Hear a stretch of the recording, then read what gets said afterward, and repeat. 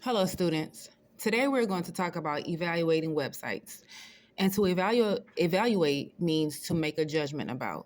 Okay, so we need to be able to make judgments about websites so that we can ensure that they are accurate and up to date and that they contain the information that we need for our research. Because as we know, everything on the internet is not true.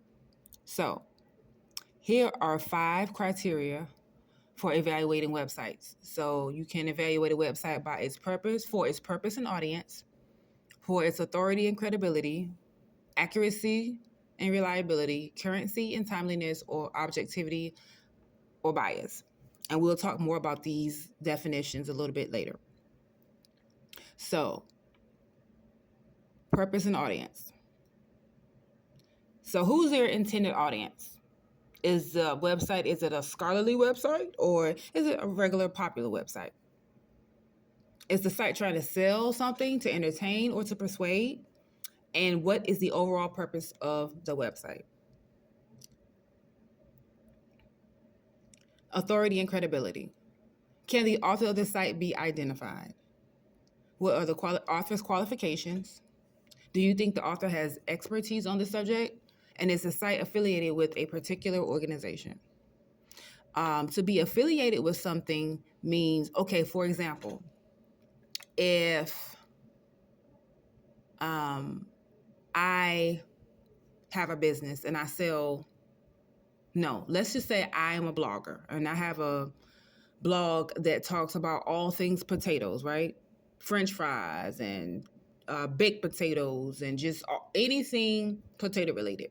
And let's say that McDonald's comes to me and says, Miss Hunter, we'll pay you $5,000 if somebody clicks on a link in your blog that talks about French fries, and that link takes them straight to the McDonald's website. We'll pay you $5,000. That's an affiliate link.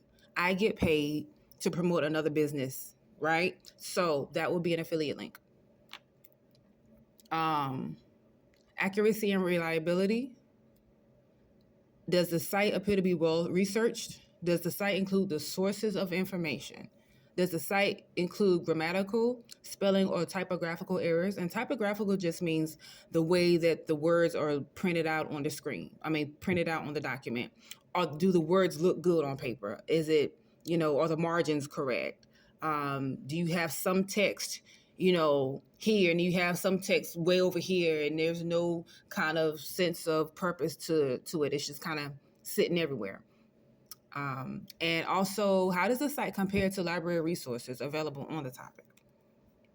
Currency and timeliness. When we say currency, we don't mean money currency. We mean, is it up to date? Is the website up to date? When was this information published? Does the page include references to recent events or developments? And are there dead links on the page? If you go to a link, does it just say, oh, sorry, error 404, this website link is broken? And last but not least, objectivity or bias. Does the site present multiple viewpoints or just one? If I'm trying to sell you something, if I'm trying to sell, I don't know,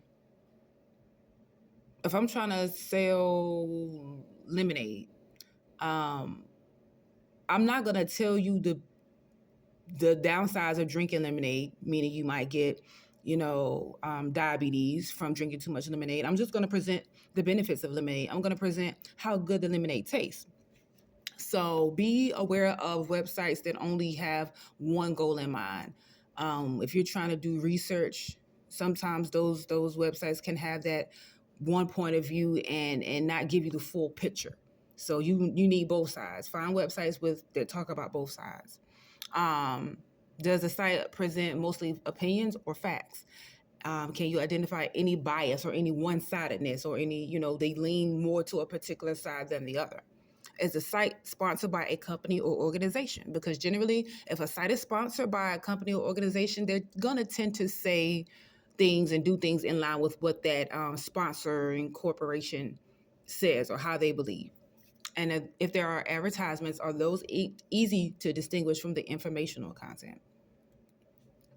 All right, so let's imagine that you are doing a research paper about school uniforms, and you want to know if uniforms help students do better in school. Okay, so your job is to look through websites and find information on if uniforms help students to do better in school. So let's take, for example, this website right here, Bargain Babe. And I know it's kind of hard to see.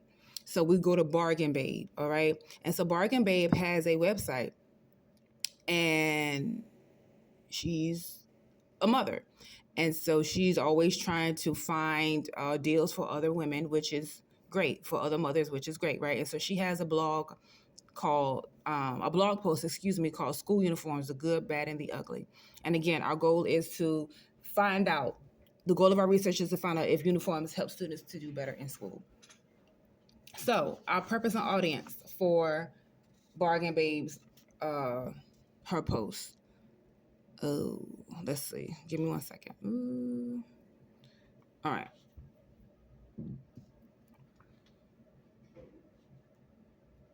All right. So, who is our target audience? I'm sorry, y'all. 1 second. Yeah. So, yeah, no, this is right. I'm sorry. So, yeah, who's our target audience? It's going to be moms, right? So, if you can look right, where is it? It says moms, and I cannot find mom. There it is. There's moms right there, right? So, it says moms right here. Okay. So, she's definitely trying to reach other moms with her blog. Did you notice the links to the online stores? So right here, this is an affiliate link. Gap. You may not be able to see it, so I do apologize. Fallas Parades. Also, this is a store, so there's an affiliate link right there, and also Gap Polo is up here, also right here.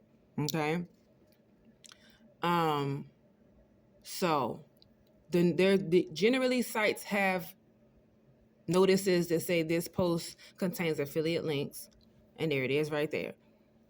All right. So her purpose is to sell a product, to not provide information. So again, we're trying to figure out if uniforms help students do better in school. This might be a perfect website if you're a mom trying to find great deals. But other than that, this is not going to be the website for your research, right? So now let's look at the authority and credibility of this website. All right.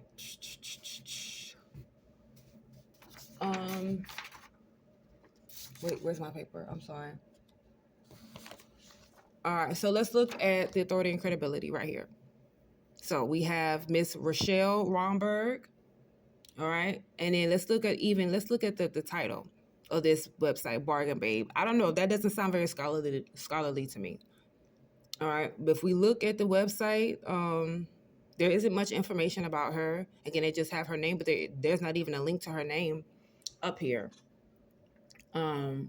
If you want to do a Google research on a person to find out if they qualify as a scholarly expert, and you don't see anything about it, then you may not want to use that in your paper. All right, so now let's look at accuracy and reliability of her website.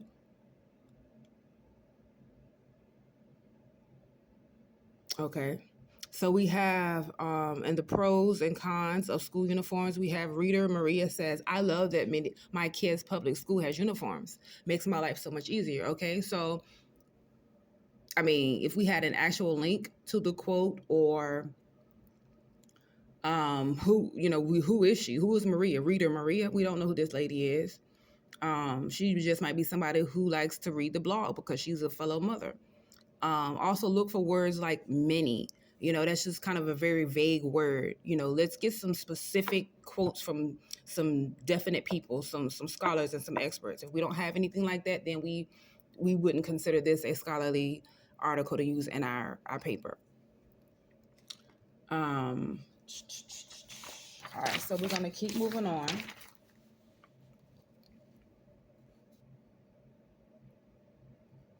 Currency and timeliness.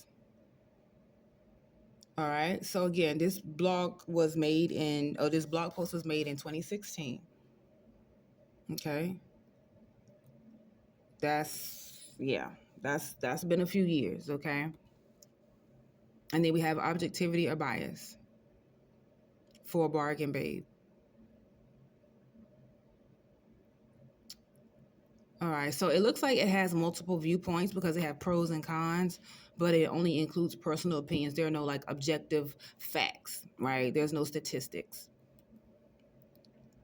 All right, so now you are going to use these same 5 criteria to find information on 2 websites that I have put in Google Classroom for you. So have fun.